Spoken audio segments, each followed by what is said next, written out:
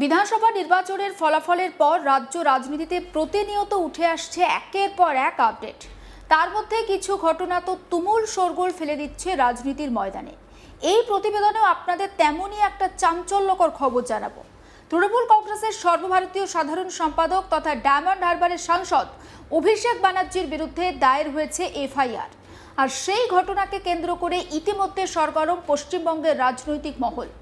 নির্বাচনী প্রচারে দেওয়া বক্তব্য, রাজনৈতিক আক্রমণ, উত্তেজনাপূর্ণ ভাষণ এবং আইন শৃঙ্খলার প্রশ্ন সব মিলিয়ে নতুন করে শুরু হয়েছে রাজনৈতিক বিতর্ক। সূত্রে খবর, শুক্রবার 15ই মে বিধাননগর সাইবার ক্রাইম থানায় এই এফআইআর দায়ের করা হয় এবং সেই এফআইআর এর একটা কপিও আপনারা এই মুহূর্তে স্ক্রিনে দেখতে পাচ্ছেন। অভিযোগ, নির্বাচনী প্রচারের সময় দেয়া কিছু বক্তব্যে ছিল উস্কানিমূলক এবং উত্তেজনা সৃষ্টিকারী ভাষা। অভিযোগকারী পক্ষের দাবি, এই ভাষণগুলো জনমনে অশান্তি সৃষ্টি করতে পারে এবং রাজনৈতিক সংঘাত আরও বাড়িয়ে তুলতে পারে। পুলিশও প্রাথমিকভাবে সেই অভিযোগের ভিত্তিতেই তদন্ত শুরু করেছে। এফআইআরে ভারতীয় ন্যায় সংহিতার একাধিক ধারা প্রয়োগ করা হয়েছে। পাশাপাশি জনপ্রতিনিধিত্বমূলক আইনের কিছু গুরুত্বপূর্ণ ধারা যুক্ত হয়েছে এই মামলায়। তদন্তকারী সংস্থার দাবি, নির্বাচনী আবহে এই ধরনের বক্তব্য জনশৃঙ্খলার পক্ষে বিপজ্জনক হয়ে উঠতে পারে। তাই গোটা বিষয়টি অত্যন্ত গুরুত্ব দিয়ে দেখা হচ্ছে। পুলিশ সূত্রে জানা গেছে, অভিযোগে বলা হয়েছে কিছু জনসভায় দেওয়া বক্তব্যে এমন ভাষা ব্যবহার করা হয়েছিল যা রাজনৈতিক প্রতিপক্ষের বিরুদ্ধে উত্তেজনা তৈরি করতে পারে। শুধু তাই নয়, অভিযোগ অনুযায়ী কিছু মন্তব্য ছিল একেবারে সরাসরি আক্রমণের ভাষায় এবং হুমকির সুরে ভরা। আর সে কারণেই এই বক্তব্যগুলো সমাজে বিভাজন এবং উত্তেজনা ছড়াতে পারে বলে মনে করছে প্রশাসন।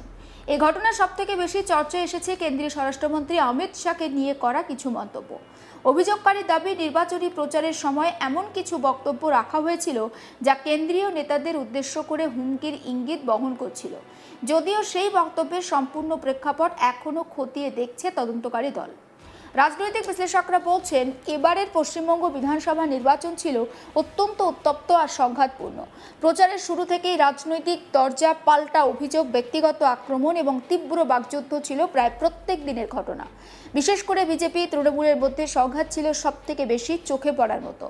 আর সেই উত্তেজনার আবহে এই ধরনের ভাষণ আরও বেশি করে বিতর্কের জন্ম দিয়েছে। এদিকে এই এফআইআর দায়ের হওয়ার পর থেকেই শুরু হয়েছে রাজনৈতিক প্রতিক্রিয়া। রাজনৈতিক প্রতিপক্ষ শিবিরের বক্তব্য, রাজনৈতিক নেতাদের ভাষা ব্যবহারে আরও দায়িত্বশীল হওয়া উচিত। তাদের দাবি, জনসভা মানেই তো উত্তেজনা ছড়ানো নয়। গণতন্ত্রে মতবিরোধ থাকতেই পারে, কিন্তু সেই মত পার্থক্য প্রকাশেরও একটা শালীন ভাষা থাকা প্রয়োজন। আর এই বিষয়ে রাজ্যের পঞ্চায়েত মন্ত্রী দিলীপ ঘোষ বলেন, মমতা ব্যানার্জি, অভিষেক ব্যানার্জি এবং তাদের নেতারা স্বৈরাচারী আচরণ করেছেন। মানুষ যখন ভয়ে অভিযোগ করেনি, তবে তারা এখন অভিযোগ করতে প্রস্তুত এবং পুলিশও ব্যবস্থা নিতে প্রস্তুত। তাই ন্যায় বিচার হবেই। একবার শোনাই পঞ্চায়েত মন্ত্রী দিলীপ ঘোষের বক্তব্য।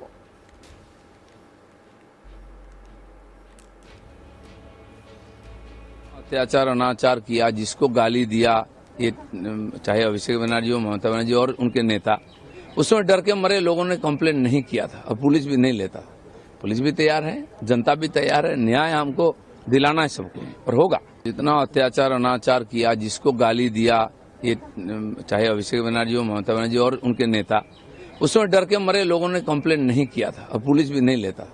पुलिस भी तैयार है, जनता भी तैयार है, न्याय हमको दिलाना है सबको और होगा। অন্যদিকে তৃণমূলের একাংশের দাবি, রাজনৈতিক প্রতিহিংসা থেকেই এই মামলা করা হয়েছে। তাদের বক্তব্য, নির্বাচনী প্রচারে আক্রমণের ভাষা তো নতুন কিছু নয়। বিরোধী নেতারা তো প্রায় তীব্র ভাষায় আক্রমণ করেন। তাই শুধুমাত্র এক পক্ষকে নিশানা করা হলে তা রাজনৈতিক উদ্দেশ্য প্রণোদিত বলেই মনে হবে। তবে পুলিশ জানিয়েছে, বিষয়টি সম্পূর্ণ আইন মেনে তদন্ত করা হবে। ইতিমধ্যে জনসভার ভিডিও ফুটেজ সংগ্রহ করা শুরু হয়েছে। সোশ্যাল মিডিয়ায় ভাইরাল হওয়া বক্তব্যের ক্লিপও খতিয়ে দেখা হচ্ছে।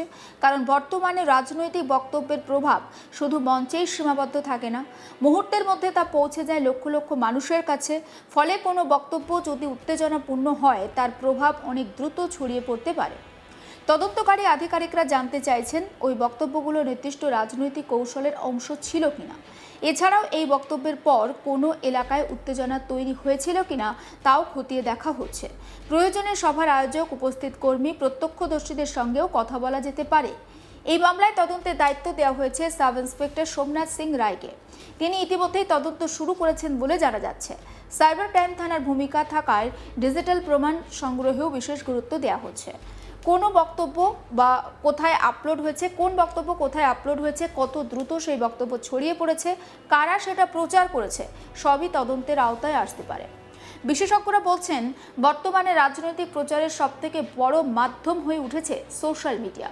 একটি বক্তব্য মুহূর্তের মধ্যে ভাইরাল হয়ে যেতে পারে, ফলে রাজনৈতিক নেতাদের বক্তব্যের প্রভাব আগের চেয়ে অনেক বেশি। আর সে কারণেই এখন প্রশাসন রাজনৈতিক ভাষণের ওপর আরও বেশি করে নজর রাখছে। এই ঘটনাকে কেন্দ্র করে আবারও সামনে এসেছে নির্বাচনী প্রচারে ভাষার ব্যবহার নিয়ে বিতর্ক। গত কয়েক বছরে দেশের বিভিন্ন প্রান্তে রাজনৈতিক প্রচারের ভাষা অনেক বেশি আক্রমণের পর্যায়ে পৌঁছে গিয়েছে বলে মনে করছেন রাজনৈতিক পর্যবেক্ষকরা। ব্যক্তিগত আক্রমণ, কটাক্ষ, উত্তেজক মন্তব্য এখন প্রায় প্রত্যেক দিনের রাজনীতির একটা অংশ হয়ে দাঁড়িয়েছে। কিন্তু প্রশ্ন উঠছে, এই ধরনের ভাষা কি গণতন্ত্রের পক্ষে আদৌ স্বাস্থ্যকর? বিশেষজ্ঞদের মতে রাজনৈতিক মতাদর্শের লড়াই থাকতেই পারে, কিন্তু তা যদি ব্যক্তিগত বিদ্বেষ বা হিংসা উস্কে দেওয়ার পর্যায়ে পৌঁছে যায়, তাহলে তা সমাজের পক্ষে ক্ষতিকর হয়ে উঠতে পারে। আইন বিশেষজ্ঞদের একাংশ বলছেন, মত প্রকাশের স্বাধীনতা সংবিধান প্রদত্ত অধিকার হলেও তার অবশ্যই সীমাবদ্ধতা রয়েছে। কোনো মন্তব্য যদি সাম্প্রদায়িক উত্তেজনা ছড়ায়, হিংসা উস্কে দেয় বা জনশান্তি নষ্ট হওয়ার পরিস্থিতি তৈরি করে, তাহলে প্রশাসন আইন অনুযায়ী ব্যবস্থা নিতেই পারে। এদিকে রাজনৈতিক পরিস্থিতিও বর্তমানে অত্যন্ত উত্তপ্ত। সদ্য সমাপ্ত রাজ্য বিধানসভা নির্বাচনকে ঘিরে রাজ্যের রাজনীতি এখনও পর্যন্ত অস্থির। নির্বাচনের ফল, পরবর্তী রাজনৈতিক সংঘাত, দলবদল, অভিযোগ, পাল্টা অভিযোগ সব মিলিয়ে পরিস্থিতি এখনও থিতু হয়নি। রাজনৈতিক মহলের একাংশ মনে করছে, এই এফআইআর আগামী দিনে আরও বড় রাজনৈতিক সংঘাতের একটা কারণ হতে পারে। কারণ অভিষেক ব্যানার্জি বর্তমানে তৃণমূল কংগ্রেসের একটা প্রধান মুখ। নির্বাচনী প্রচারে তার ভূমিকা ছিল গুরুত্বপূর্ণ, ফলে তার বিরুদ্ধে আইনি পদক্ষেপ রাজনৈতিকভাবে যথেষ্ট তাৎপর্যপূর্ণ বলেই মনে করা হচ্ছে। এদিকে সাধারণ মানুষের মধ্যেও এই ঘটনাকে ঘিরে মিশ্র প্রতিক্রিয়া দেখা যাচ্ছে। অনেকেই মনে করছেন রাজনৈতিক নেতাদের আরও সংযত ভাষা ব্যবহার করা উচিত। আবার কেউ কেউ বলছেন, রাজনৈতিক বক্তব্যকে অতিরিক্ত গুরুত্ব দিয়ে দেখা হলে মত প্রকাশের স্বাধীনতার উপরে একটা চাপ তৈরি হতে পারে। বিশেষজ্ঞরা বলছেন, বর্তমানে রাজনৈতিক বক্তব্য শুধু নির্বাচনের মধ্যে সীমাবদ্ধ থাকে না, সেই বক্তব্য সমাজে প্রভাব ফেলে, মানুষের মনোভাব বদলায়, এমনকি কখনো কখনো আইন শৃঙ্খলার পরিস্থিতিকেও প্রভাবিত করে। তাই রাজনৈতিক নেতাদের বক্তব্য দায়িত্ব অনেক বেশি। পুলিশ সূত্রে খবর, আগামী দিনে আরও কিছু ব্যক্তিকে জিজ্ঞাসাবাদের জন্য ডাকা হতে পারে। তদন্তে যদি নতুন কিছু উঠে আসে, তাহলে মামলায় আরও ধারা যুক্ত হওয়ার সম্ভাবনা উড়িয়ে দেওয়া যাচ্ছে না। একই সঙ্গে আদালতের দ্বারস্থ হওয়ার সম্ভাবনাও রয়েছে।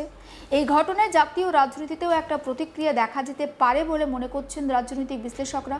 কারণ রাজ্যের রাজনীতি বর্তমানে জাতীয় রাজনীতির একটা অত্যন্ত গুরুত্বপূর্ণ কেন্দ্রে উঠে এসেছে। বিজেপি এবং তৃণমূলের সংঘাত এখন শুধু রাজ্যের মধ্যে নেই, তা জাতীয় রাজনীতির পর্যায়েও একটা গুরুত্বপূর্ণ হয়ে উঠেছে। সব মিলিয়ে বলা যায়, অভিষেক ব্যানার্জির বিরুদ্ধে দায়ের হওয়া এই এফআইআর এখন রাজ্যের রাজনীতির একটা বড় বিতর্কের কেন্দ্রবিন্দু। কোন দিকে মোড় নেয়, প্রত্যেকটা মুহূর্তের আপডেট পৌঁছে দেবো আপনাদের কাছে। নজর রাখুন আজ তাক বাংলায়, সাবস্ক্রাইব করতে ভুলবেন না।